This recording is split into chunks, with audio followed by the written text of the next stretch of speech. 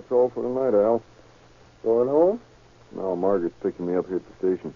You want a lift? No, I'm going into Studio A and catch calling all cars. You're like a postman taking a hike. Well, even I can always learn something. Do you use cracked gasoline? Yeah, and I'm really sold on it, Al. And I'll bet you dough you can tell the difference from any other gas, particularly on hills or when you speed up. Oh, I use it most of the time. You know, I think they got the swellest product story yet. Police cars and fire engines, the state and government and all that stuff. That's what people want to know before they buy. Facts. Al, you didn't plug the line out. Huh? Oh, they caught that at the master board.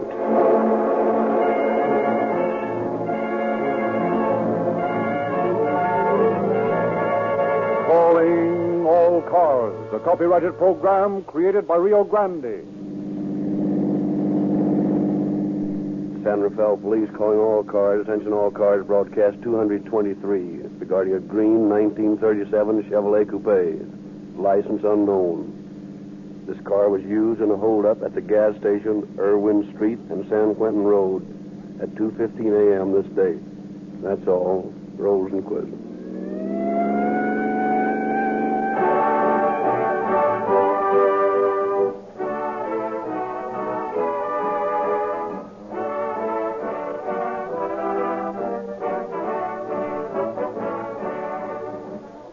Rio Grande has stuck to one sincere, factual sales story. A truth in advertising which we feel has won for this company a type of customer-friend loyalty unknown to most commercial products. This is the most priceless possession of industry, your goodwill and confidence. And Rio Grande is committed to a policy of maintaining the superiority of Rio Grande cracked gasoline. A policy the results of which are apparent to anyone. The fact that for years, those who know the most about gasoline and buy the most have overwhelmingly chosen Rio Grande cracked. The police cars, fire engines, ambulances of your cities and counties, your state of California, and your federal government have made Rio Grande first in public service. Make it first in yours.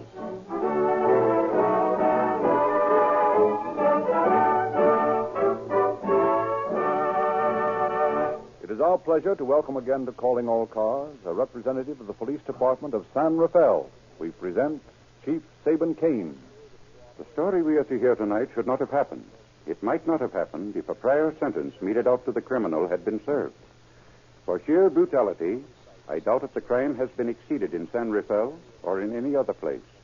But for efficient police action, I know of no case that has been more speedily closed or more completely solved. The courage and coolness of the victim of this story contributed largely to the successful solution, which was made possible by the splendid cooperation of Sheriff Selmer and my officers. This story serves to show the value of keeping your head in an emergency. And it definitely proves what every thinking person already knows, that crime does not pay.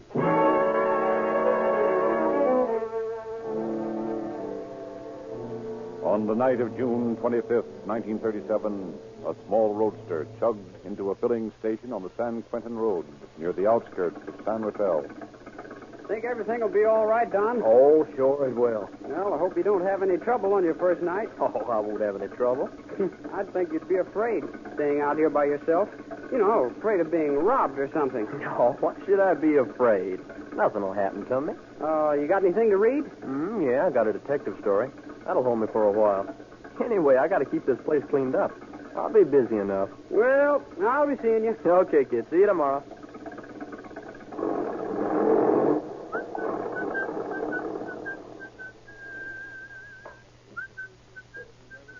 Gosh, I didn't think it'd be this quiet. Yeah, it's a long way out here from town, all right. Kind of thought more cars drove by here. Well, I guess I better polish up the brass on the oil pump.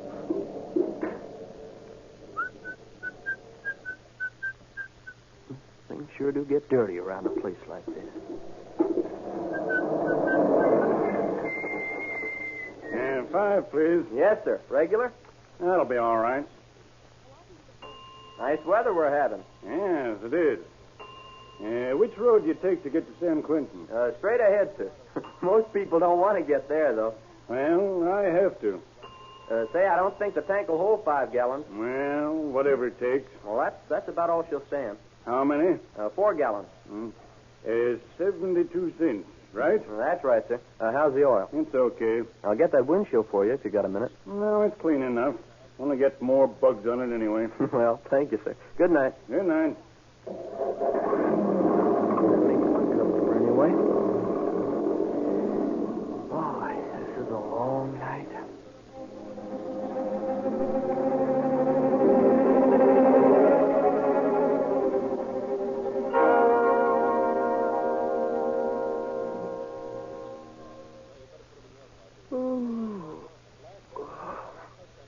Must have been at least 2 hours since I had a car in here. Wonder what time it is. 2:15. Another customer. Yes, sir. Fill her up. Yes, sir.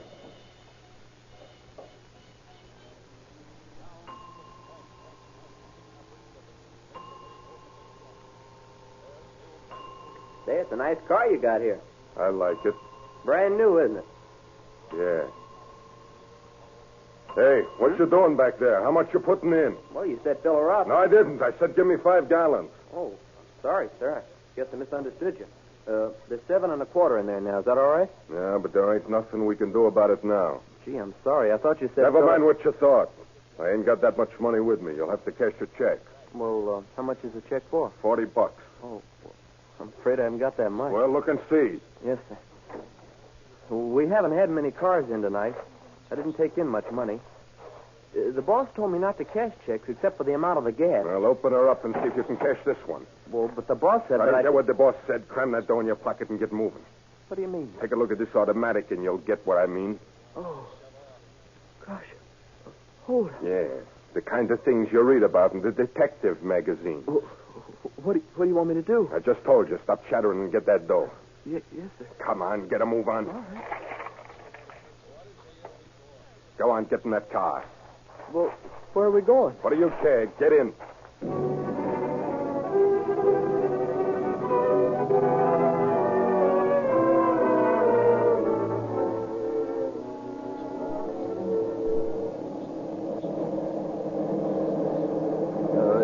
Mind if I have a cigarette? Nah, there's a pack on the seat there. Thanks. Got a match? Ain't you got nothing but the habit? Yeah. Thanks. Ouch. What's the matter with you? Ain't you never smoked before? Well, just nervous, I guess. Burned my finger. Yeah. You'll be a lot nervouser before I get through with you. What are you going to do? You'll find out soon enough. What was that? Nothing. I just broke the match. Oh, still nervous, huh? Yeah. Get busy and count that money. Well, I know about how much is here. Yeah? Yeah. There's about $30. You see, I had about $30 change, and then I sold some gas tonight. Shut up and give me it.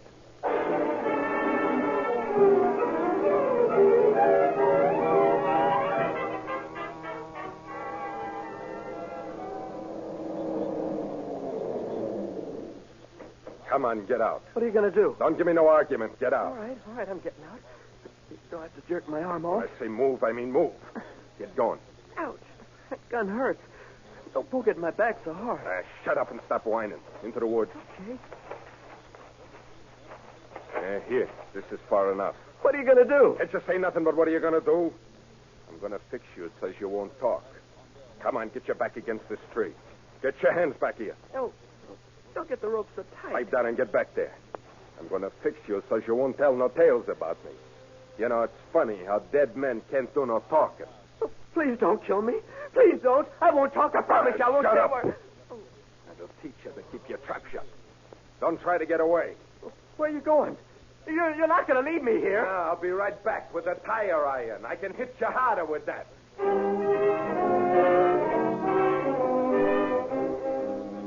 Leaving his bleeding and insensate victim, the killer leaped into his car and drove slowly back to the main highway.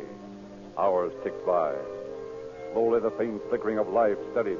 The unconscious boy stirred, lifting his bleeding head, listened for the sound of his captor, then feebly began tugging at the rope that bound him. I gotta get loose. I gotta get loose. Can't stay here. I gotta tell him.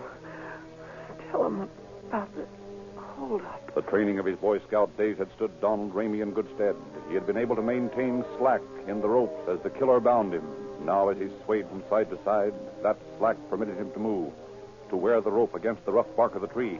If I could just get my hands loose. There. It's coming. I've got it. Now if I can get the other one. It's loose. Oh, God. If I can just keep from passing out.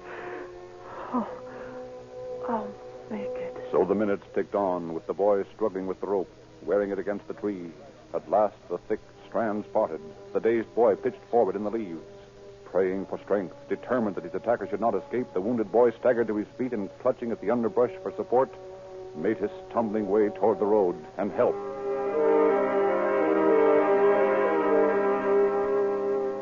Twice he fell headlong as he staggered toward the highway. Each time he fought forward again. Mechanically, almost unconsciously, he made his way along the deserted road. For what seemed hours, the bleeding boy plodded along. At last, he caught sight of a house, almost 2 miles from the torture scene. Painfully, he made his way across the small porch and with his last ounce of strength knocked on the door and then collapsed.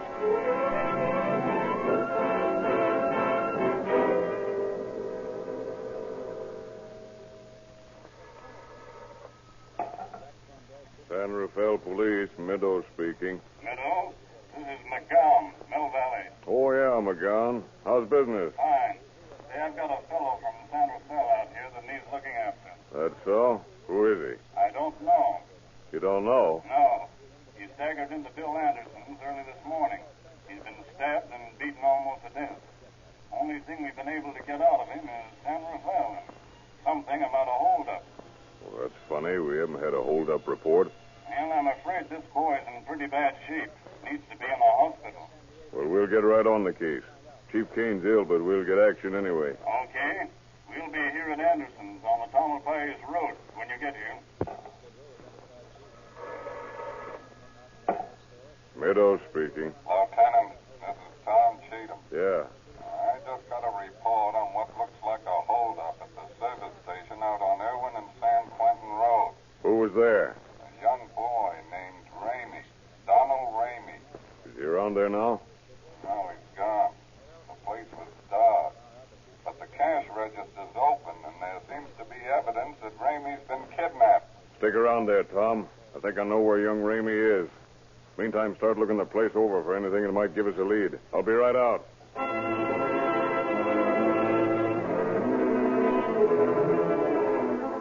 Dispatching officers and an ambulance for the injured boy, Meadow joined Cheatham at the service station.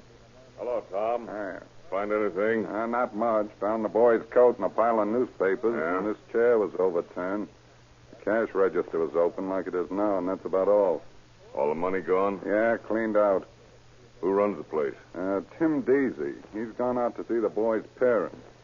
Let's take a look around outside. Oh, I've kept everybody out since I got here. There's been a couple of guys stopped for gas, but I didn't let them drive in. Good idea. We'll want all the tire prints we can find. There's a swell set of tire marks coming in and leaving the driveway. Yeah. Looks like the car got underway in a hurry, judging from the gravel he kicked up. Yeah, I noticed that. Here's the best set of tire marks. Right here where the car drove out. Uh-huh. That is assuming that the hold-up car made them. Well, it isn't likely anybody drive into a dark filling station. I guess you're right at that. Looks like these tracks are made by a car with new tires. Think we ought to photograph them? Oh, by all means. We might need them to help identify the bandit's car. Meantime, let's get out and talk to that boy.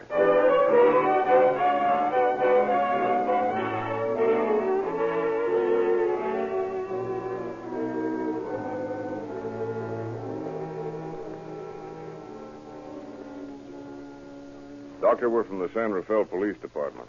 We want to talk with the Ramey boy if he's able to talk. Well, you can talk to him for just a little while. I brought him here to my house.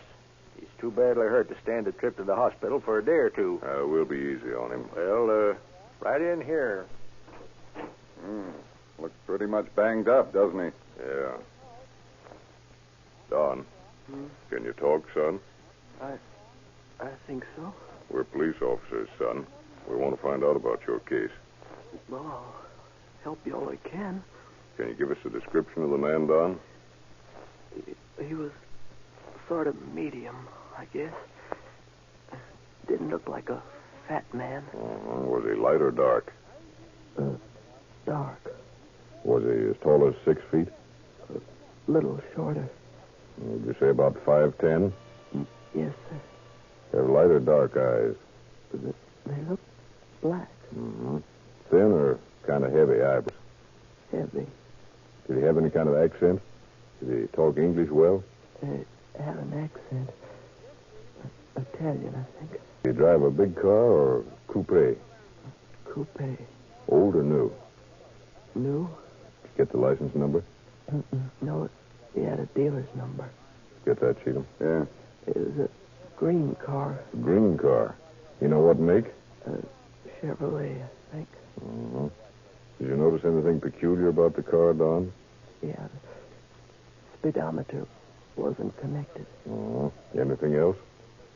Yeah.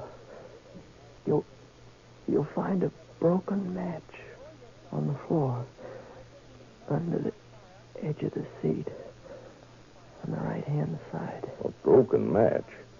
Yeah. I remembered what the G-men said. Leave some clue in the car if you're ever kidnapped. So I broke a match and left it on the floor. I kicked it under the edge of the seat. Okay, son. We'll look for a broken match if we find a car that answers your description. And find ice pick by the tree. Ice pick? Yeah. That's what he stabbed me with. 3 times. Pulled it out by the tree.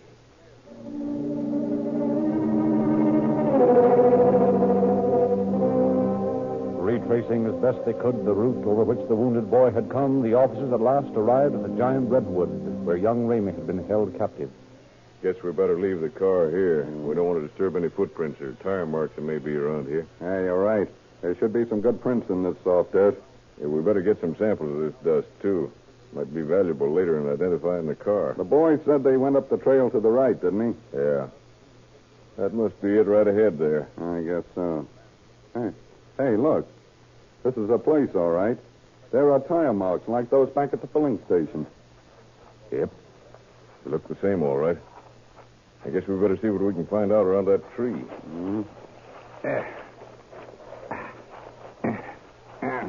Never get any footprints out of this stuff. Nah, too many leaves. There's a big tree. Wonder if that's the one.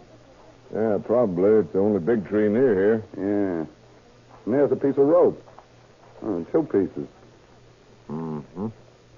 Looks like everything's just as the boy said it was. He's probably right about the car and the hold-up artist, too. Very likely. Let's get busy and find that ice pick. Looking for the lethal weapon, eh? Well, say, that's what it may turn out to be at that. Well, we don't have to look anymore. Here it is. Let's see it. Better Ice Company, San Rafael, California. Looks like local boy makes good criminal. Looks that way. At least he must have been here long enough to pick up a local ice pick. I guess that's about all we'll find here. Yeah, I guess so. Did you get samples of that dirt from the road? Yeah. Well, we'll just take this rope and call it a day as far as this place goes.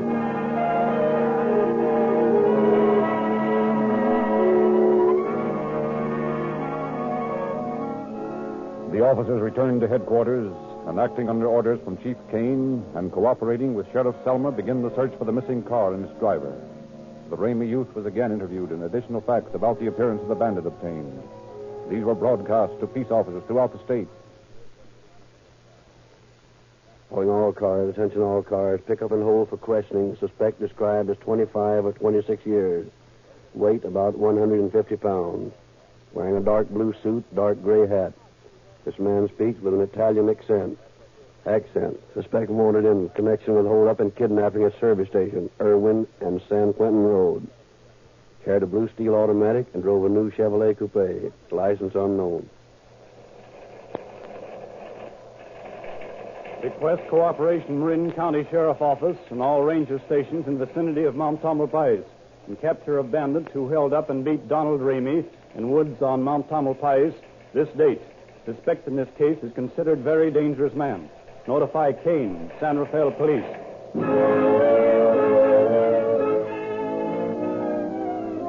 Armed with photographs of the tire marks left at the service station and at the scene of the assault, officers began a round of questioning various automobile dealers. Matt, I'm trying to trace a Chevrolet used in a holdup. That Ramey case, you know. Oh, yes. I read about that. Well, what can I do for you? Well, I don't know. I'm sort of looking for a needle in a haystack, you know what I mean? I don't. But if you let me in on it, I might be able to help you. Well, here's a picture of a tire impression. Can you tell me what kind of tire that is? Now, let's see. Oh, that's a U.S. Royal. You use them on any of your cars? About half our cars carry Royals, and the rest of them come equipped with Firestones. I see. Well, can you tell me how many new coupes you've sold in the last few days? Green ones? Let me see. According to board up there, Miller sold a coupe on the 15th. Smith sold 2 on the 20th. Miller sold another one on the 22nd. Yeah, that's all the coupes. One more thing. You any idea which one or how many of these cars had this Royal tire as regular equipment? Not offhand. But the cards will show it. Wait a minute. Yeah, here we are. Well, that's a coincidence. All 4 of them had Royals. Well, if you'll give me a list of those purchasers, I'll start rounding them up. Well, I don't mind giving you their names and addresses, but you'll find every one of them above suspicion. Maybe so, but right now I don't think anybody'd be in that class.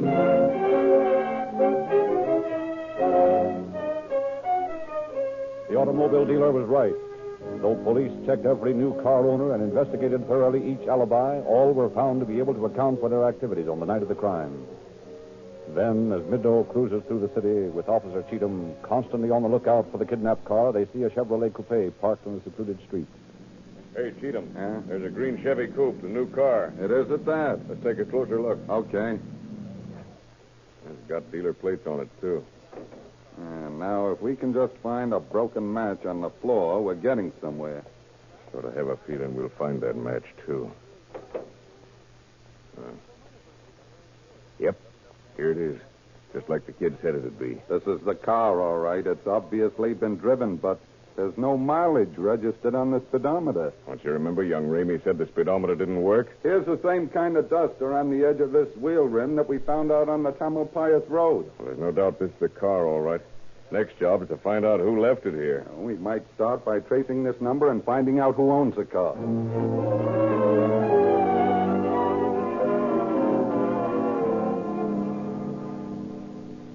Mr. Ryan here tells me that this is one of the company's cars. You ever see it before? Why, sure. I didn't know it was gone till Mr. Ryan phoned, though. Have any idea who might have taken that car? Well, let me see. Oh, hey, I got an idea. Well, let's have it. There was a guy in here yesterday looking around. Said he was looking for a job. He made a peculiar remark. At least, it seems peculiar now. What was it? Well, he said it sure would be easy for somebody to steal one of these cars. What'd this bird look like? Oh, he was a dark guy, sort of short. No, maybe medium. Very dark complexion, shaggy eyebrows. Speak with an accent? Oh, yeah. Anyway, his name was Columbo. You would naturally expect him to have an accent. Oh, so you know his name, huh? Sure. I've seen him around several times. Still, we've no assurance he's the man that stole the car. I didn't say he was. I just said he was around here yesterday, and he made that remark. Any idea where this man lives? Well, he put the Cosmopolitan Hotel down on his application for a job. Okay, we'll check that. Meantime, don't let anybody handle that car. We'll want to get fingerprints off it. Okay by me, Lieutenant. At the hotel, officers found that Colombo had checked out 2 days before. Back at headquarters, meantime, experts had taken fingerprints from the stolen car, and in their files had found evidence that Louis Colombo, sentenced to San Quentin May 16th, 1934. Released July 3rd, 1936. Bad checks, charges from Mendocino County. Uses the alias Louis Coletti. Mugged pictures of the suspect were taken to the hospital and shown Donald Ramey. The boy immediately identified them. That's the man. That's the one who held me up and beat me. He's the man. Fortified with this information and identification, the officers set forth to find their man. From associates of Colombo, the police learned that he was about to be married and learned the place where he worked. Then the suspect himself is located in the home of his sweetheart, arrested and brought to the office of Chief Saban Kane for questioning. Well, Colombo, what's your story? I ain't got nothing to say. I think you have. We've got enough dope on you now to hang you. You ain't got nothing on me. That, my friend, is wishful thinking on your part. We found your fingerprints all over the car that young Ramey was kidnapped in. We found the tire iron in the car, the iron you used to beat the boy. It had your fingerprints on it, too. I never hit him. We found your handprint on this ice pick you used to stab him. I didn't do what I tell you. The chemists tell us that the dust found in your trouser cuffs, that taken from the wheels of the car and from the running boards, is the same as that found at the place where you beat the boy. I didn't beat no boy. Beside all that, young Ramey has identified your picture as the man who beat him. He's nuts. I never beat nobody. Now, look, Colombo, we know you're guilty. You can save us a lot of time and the state a lot of money by confessing. I've talked to Sheriff Selmer, and we're prepared to make a deal with you. What is it? Don't misunderstand us. We don't have to do it. We've got enough on you now. But we'll drop all charges except kidnapping if you confess. I got one other thing I want. What is it? I want to get married. Get married? Yeah, I got to get married before I go to jail. Why all the hurry? Never mind, I gotta. If I confess, will you send for my girl and let us get married? Well, No, I won't. Married? Well, No, I won't confess. I ain't got nothing to confess. Make it easy on yourself, Colombo. Will you do what I want? All right. It's a deal. All right, I did kidnap the kid. I did try to kill him. I didn't want him to spill. I had to have some money to get married on. Didn't occur to you to work for it? I had to have it right away. That's why I held up the kid and took him out to the woods. Then I got scared. I was afraid he'd tell the cops, so I tried to kill him. I thought I did a good job until I saw the papers the next morning. Then I knew the cops was after me. So I beat it to my girl's house. Didn't mind getting her into trouble, did you? Sure, I thought of that, but I wanted to see her. I don't know why she should want to see you. We love each other. We want to get married. Now, I spilled everything. I guess you won't keep your bargain, huh? That's where you're wrong. I always keep my word. You'll get to marry the girl. Though why she should be willing to marry a bird like you is beyond me.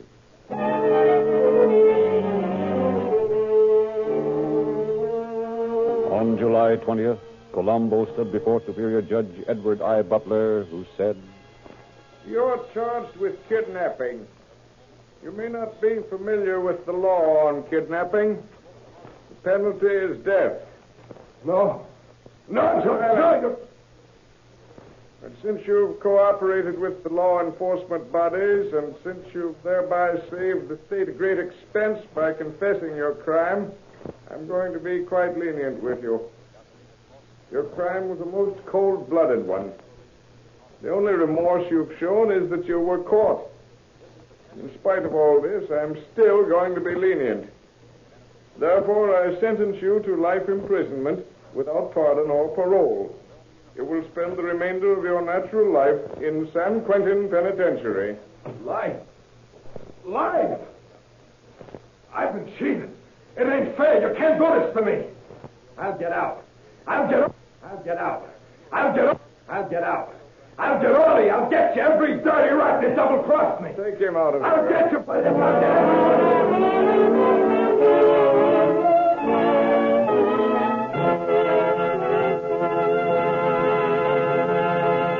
Well, friends, like the broken match which Donald Ramey left in the cushion of his abductor's automobile, the selection of the right kind of gasoline may seem to be only a minor detail, but it can make a great difference in the way your car runs and hence in your motoring satisfaction, whether for business or pleasure.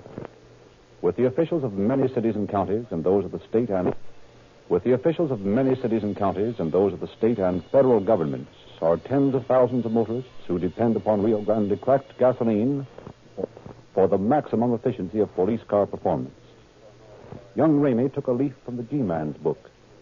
You, too, will profit by the experience of others if you drive into the nearest red and white Rio Grande station the next time you need gasoline and take on a tank full of Rio Grande cracked, the gasoline that leads them all in public service.